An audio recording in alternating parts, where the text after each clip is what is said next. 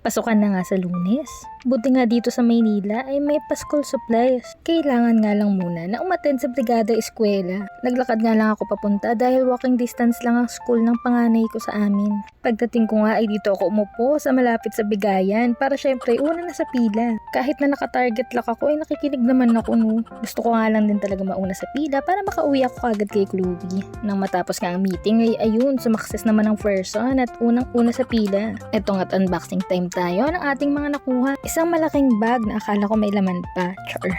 At 5 intermediate pad ang aming na-receive na walang pangalan ng government officials. Hanging logo lang ng Manila ang makikita unlike before na tad-tad ng pangalan ng mga officials.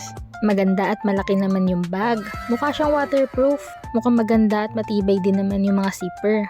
Yan, paikot-ikutin nga natin para naman makita ninyo yung buong tsura ng bag. Last year may notebook din sa PE uniform na provided pero hindi nga siya sabay-sabay.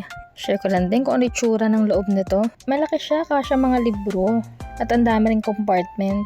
Kayo, ano na mga pinamigay sa inyo ngayon ng school supplies ng inyong mga government officials? Share nyo naman dyan sa comment section para sabay-sabay kaming makisana all. So yun lang for today's kwento. Bye for now!